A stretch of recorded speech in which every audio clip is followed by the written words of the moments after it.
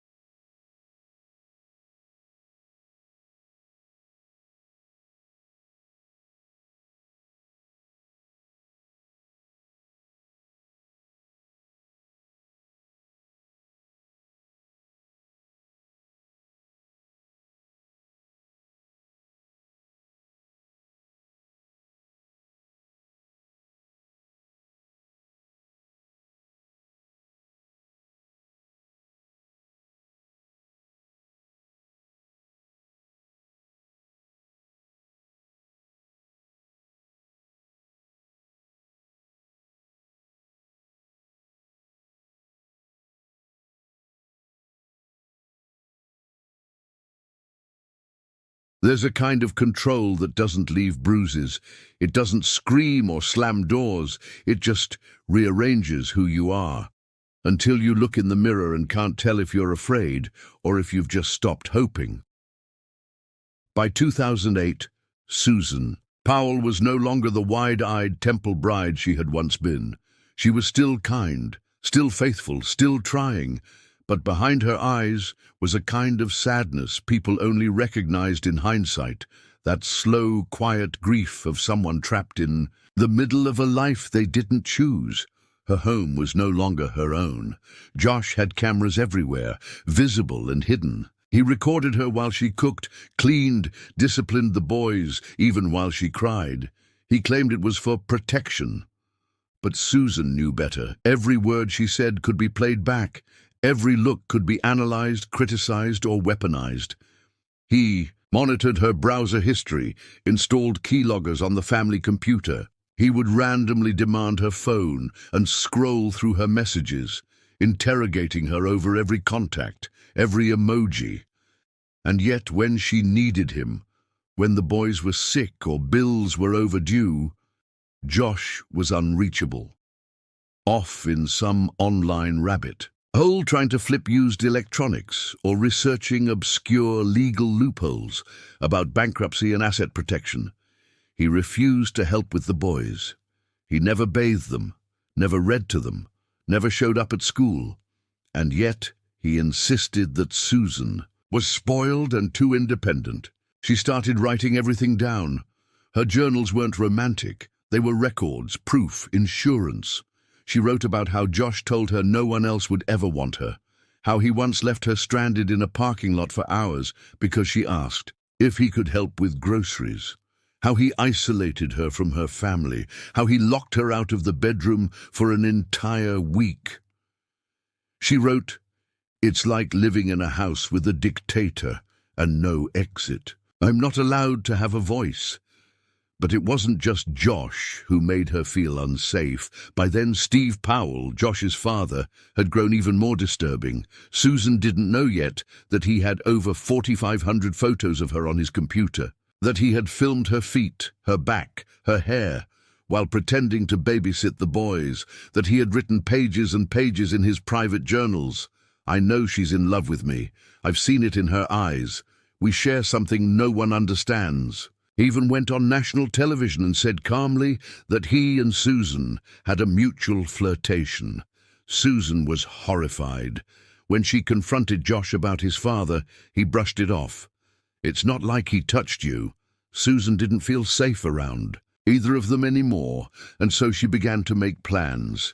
She talked about divorce, quietly gathered documents, reached out to a lawyer. She drafted a last will and testament, signed and notarized. She placed it, along with a handwritten letter, in the safe deposit box. The letter read, "If I die, it may not be an accident. Even if it looks like one, look closer."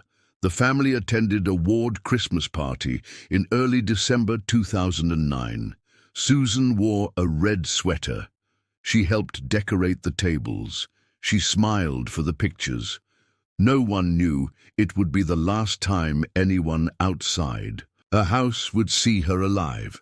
The very next day, she had a conversation with a friend at church. She said she was worried that Josh had grown erratic, that she wasn't sure how much longer she could take it, and then she said it again.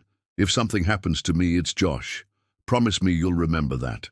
That night, she made pancakes for dinner. She painted her nails with Charlie. She laid out her work clothes for the next day. She told her friend on the phone she was exhausted and planned to sleep in the next morning. By 8:30 p.m., she was folding laundry. At 9 p.m., she was still alive. By dawn, she was gone. There are nights when the air changes, when the ordinary shifts into something darker, when the silence in a house becomes the loudest thing in the world. December 6th, 2009, was one of those nights. On paper, it looked like a quiet Sunday. But inside the Powell home on Saratoga Springs Drive, something irreversible had already begun. That morning, Susan was at church. She sat in the pew beside Charlie and Braden, softly humming along to the hymns. Her face looked tired but kind. When her friends asked how she was, she smiled politely and changed the subject. She helped clean up the primary room after sacrament meeting, then lingered in the parking lot before going home. Josh never came to church anymore. By afternoon, Susan was home, preparing a late breakfast. She made pancakes and eggs. Braden helped stir. Charlie asked if they could watch cartoons later. The house smelled warm, vanilla and syrup and shampoo from the boys' morning bath. Around 2 p.m., she texted a friend. Finally got them fed. Gonna fold some laundry and maybe nap. She was planning for Monday. Work, daycare, routine. She was not planning to vanish. Josh, meanwhile, had been acting strange all weekend. He hadn't gotten gas in the car. He hadn't made any of the usual preparations for their weekly routine. He told Susan on Saturday night that they might go camping soon, an odd thing to say during a snowstorm in Utah. Susan rolled her eyes. In the middle of December, with 2 toddlers, you hate camping, she said. Josh didn't reply, just stared at her. Then he went back to his laptop. Around 5 p.m., a neighbor came by. She stepped inside briefly and saw Susan sitting cross-legged on the floor, folding laundry. The boys were jumping between piles of warm clothes, giggling. Josh was in the kitchen, watching silently. Susan smiled and said, "Hey, thanks again for the recipe. I'm finally catching up on chores." Everything looked normal, too normal. By 6:30 p.m., another friend, Giovanna Owings, stopped by. She'd planned to come over and help Susan crochet. Susan had been learning a new stitch and wanted help before the work week. Giovanna said Susan seemed a little off, distracted, tired. At one point she joked that Josh was being antisocial, hiding in another room. Susan laughed awkwardly and said, "You know how he is." Josh eventually came out, grumbled something about making pancakes for dinner again, then offered everyone food, which Giovanna declined. By 8:30 p.m., Giovanna decided to leave. She asked Susan if everything was okay. Susan paused. "I'm just really tired," she said. "I think I'll sleep in tomorrow." That was the last time anyone saw her. Somewhere between 9 p.m. and 12:30 a.m., Susan vanished from her home. There were no signs of forced entry, no screams, no 911 call, just a gap in time, and a wet spot on the carpet the next morning, with 2 box fans blowing over it. At 12:30 a.m., Josh Powell left the house. He took Charlie and Braden with him, 2 toddlers in pajamas, and drove into the snowy Utah desert. He said they were going camping. He packed no food. No coats, no firewood, just a tarp, a shovel, and a gas can. At Simpson Springs, miles from civilization, Josh claimed he made a fire and told ghost stories while the boys shivered in the back seat. Meanwhile, back in West Valley City, co-workers began to worry. Susan didn't show up for work. Her daycare provider said the kids hadn't been dropped off. No one answered the phone. By 5 p.m. on December 7th, Susan's friends called police and forced their way into the house. She wasn't there. Neither was Josh. The house was cold, lights off, and the 2 box fans still running over a freshly cleaned spot of carpet. Susan's purse, wallet, and keys were untouched. Then Josh returned. It was nearly 7 p.m. He pulled into the driveway with the boys, calm and casual. He told police he'd taken the kids camping overnight, in the middle of a snowstorm, without telling anyone. After midnight, police asked where Susan was. He said he thought she was at work. They told him she hadn't shown up. He shrugged. Maybe she went for a walk. They asked him to come to the station. He said he was too tired. He had to make breakfast for the kids. They asked again. He reluctantly agreed. That night, during questioning, Josh showed no panic, no urgency, no grief. When asked why he left so late to go camping, he said, "I just lost track of time." He gave vague answers. He was more concerned about retrieving his cell phone than helping search for his wife. Detectives let him leave. For now. They didn't have enough to hold him, but they knew something was deeply wrong. The walls of the Powell house no longer echoed with laughter. They were hollow now, cold, haunted. The moment Susan disappeared, the house on Sarah Circle became something else entirely. A place frozen in time, filled with half-folded laundry, unanswered prayers and lies that hadn't yet unraveled. But the investigation had already begun, and the eyes of the entire West Valley City Police Department were locked on one man, Josh Powell. From the moment detectives stepped inside the Powell home, the scene felt off. The box fans pointed at the freshly cleaned carpet weren't just strange. They were deliberate. Susan's wallet, purse and ID were untouched. Her car sat idle in the garage. And there were no signs of forced entry, no blood, no broken glass.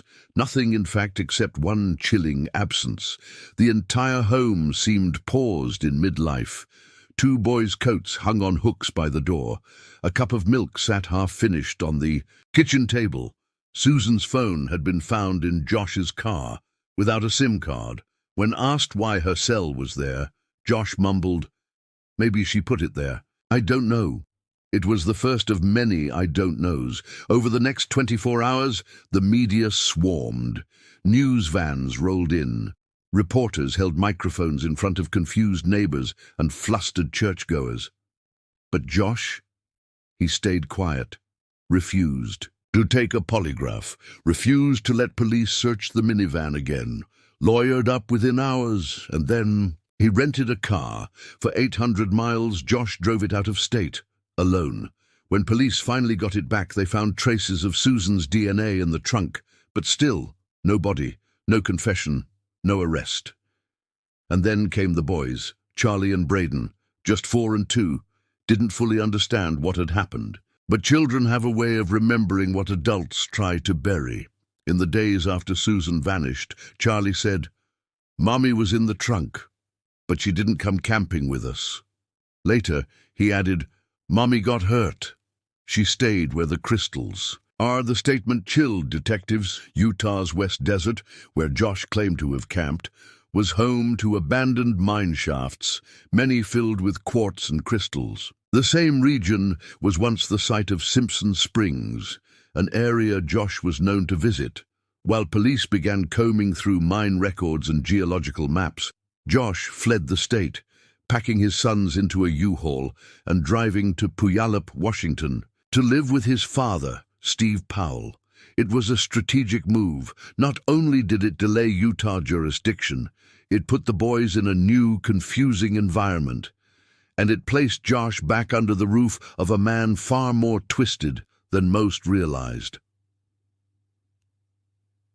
Back in Utah, Susan's family grieved in disbelief. Her father, Chuck Cox, was tireless, standing in front of cameras, handing out flyers, posting bulletins. He said, "We will find our daughter. We will not let her name disappear." And he didn't stop there. He began pushing for custody of Charlie and Braden, fearing for their emotional and physical safety under Josh's control. By early 2010, court-mandated therapy sessions had begun. It was during one of these sessions that Charlie drew a picture. A family, 3 figures standing upright, one with X's over the eyes. The therapist asked who they were. Charlie said, "That's me, Braden, and Mommy. But Mommy's in the mine." Police returned with cadaver dogs and thermal imaging. They searched over 130 mines in the Utah desert.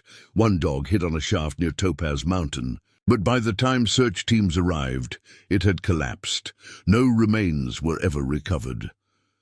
As the months dragged into years, Josh's behavior worsened. He refused to talk to detectives. He refused to take part in vigils. He refused to let the boys speak with Susan's family. Instead, he created a website proclaiming his innocence, blamed Susan, accused her of mental instability, suggested she had run away to start a new life, despite having left behind her purse, phone, car, and children. But it wasn't Josh who gave investigators their biggest break. It was Steve Powell. In August 2011, police obtained a search warrant for Steve's home, citing his bizarre behavior, his obsession with Susan, and disturbing statements he had made to reporters. What they found was horrifying. Over 4,500 photos of Susan, hidden videos of her undressing taken through windows, stolen underwear, explicit journal entries about his sexual fantasies involving her. They also found child pornography. Steve was arrested on 14 counts of voyeurism and child pornography. He was sentenced to 2.5 years in prison. The arrest turned public opinion violently against the Powell family. Josh's world was closing in. He knew custody was slipping. He knew the police were coming again. He knew his mask was cracking, and so he began preparing, not to fight, but to finish it.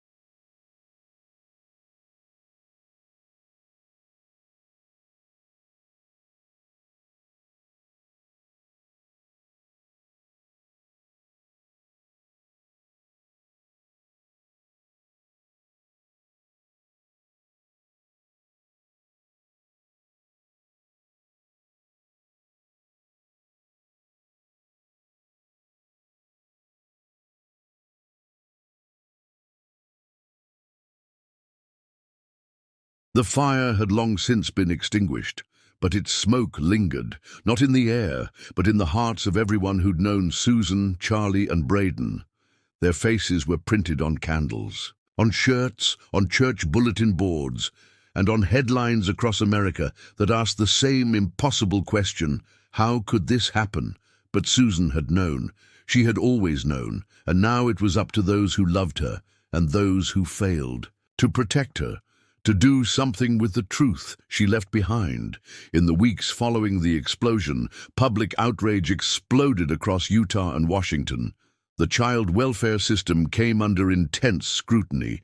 How could a man under investigation for murder still be allowed access to his sons? How had warning signs, diaries, statements from the children, and testimony from therapists been dismissed? The judge in the case had just ordered Josh to undergo a psychosexual evaluation the week before the fire. The visitation center had no emergency override procedure. The supervising worker had no key. Everything had been too late, by days, sometimes hours. Chuck Cox was done asking politely. He went to lawmakers. He demanded change. He helped draft Charlie and Braden's law, later passed in multiple states. The law empowered courts to deny or terminate visitation for parents under active criminal suspicion, even without a formal charge, when children's safety could be at risk. He also launched the Susan Powell Foundation, which advocates for domestic abuse survivors and children in danger. We were too slow. The system was too slow. But Susan tried to speak. And now it's our job to make sure no one ever silences a voice like hers again, he told a crowd of supporters in Olympia. Even Steve Powell, Josh's father, didn't escape fate. After serving time for voyeurism and child pornography, he was released, only to return to prison for violating parole. He died in 2018, alone. He never admitted anything, never apologized, never showed remorse for obsessing over his daughter-in-law or raising a son who turned murder into a solution, but the mystery remained. Where was Susan? From 2012 to 2020, investigators pursued new leads.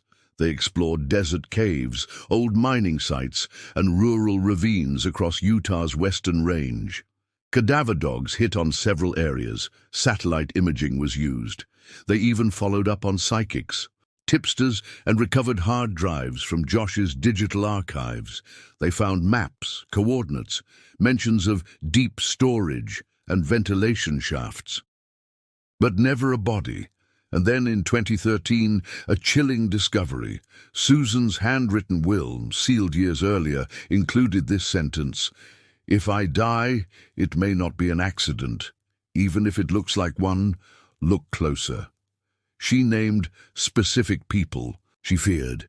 She expressed concerns about Josh's mental state, Steve's obsession, and her children's safety. It wasn't just foresight. It was a survivor's documentation, a breadcrumb trail through the storm.